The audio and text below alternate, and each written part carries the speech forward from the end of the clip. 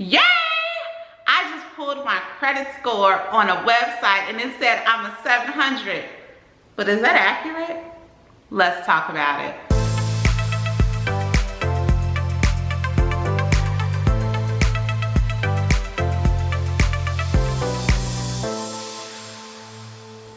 Hey everybody, it's Rosemary Lewis, your educator agent with eXp Realty. And y'all, today we are going to get into a topic that I hear time and time again from my clients when they pull their credit score on some third-party website, but it doesn't quite match up when we have the lender pool. We're gonna get into it, but before we do, go ahead and subscribe to this YouTube channel. Come on, y'all, subscribe. I wanna make sure that every time I post tips about this real estate process and break it down for you, that you are aware so that you can go out and become an informed buyer. Even if you're not my client directly, I'm passionate about just making sure you understand all the ins and outs before you make one of the most important purchases of your life. So y'all, go ahead and subscribe.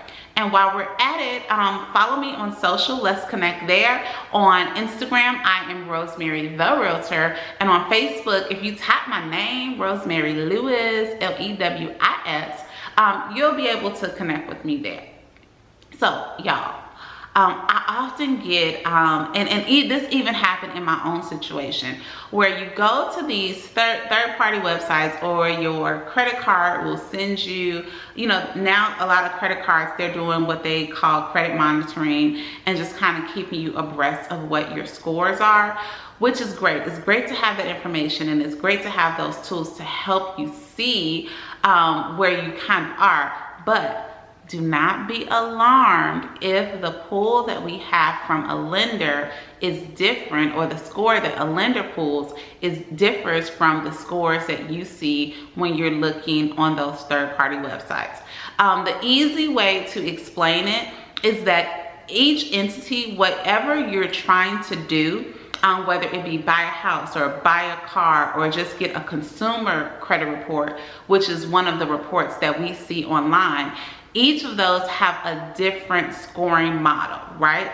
And because they have a different scoring model, different things on your credit report are weighted differently. So the short answer is we cannot always trust the reports that you see on those third-party sites. I know we have to rip the Band-Aid off. We have to, when you are in the process of looking for a home or preparing to look for a home, one of my very, very first suggestions will be to speak with the lender for a variety of reasons, right? We've already talked about it, and I'll tag it here somewhere, that you need to speak with the lender because you need to figure out your purchasing power, because just because you make a certain amount of money, that doesn't mean that you're going to qualify for a certain amount of house. Because they need to look at your whole credit profile. What other payments, what other responsibilities do you have monthly?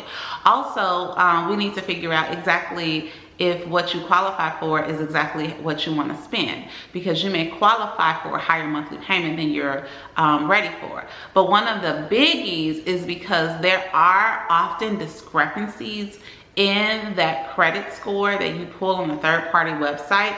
I don't want you to go in and we're thinking that you would qualify for a particular program based on what that third-party site says, but the lender who has a different scoring model, their score for you would look different. So I want to make sure, and this is something that I definitely tell all my clients, I don't care if they are wanting to buy a year out.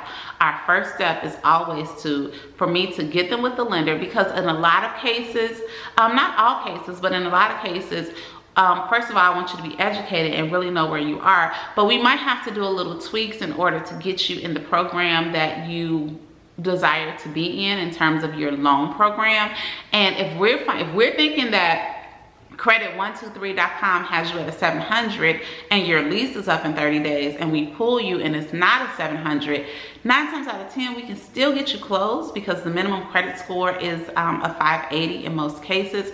However, I just want you to know exactly what's going on, okay? So those scores do tend to differ. If you pull your score for a lender, that score may differ from pulling your score if you go to purchase a car, because again, there are different scoring models in that. So we want to make sure that we get you with, when you're ready and thinking about purchasing a home, we get you with a preferred lender. If you are looking to work with me, you can connect with me on all of my stuff in the description box, or any realtor. They should have preferred lenders that you can at least begin to have a conversation with to see exactly where you are, so that we can make a plan for you.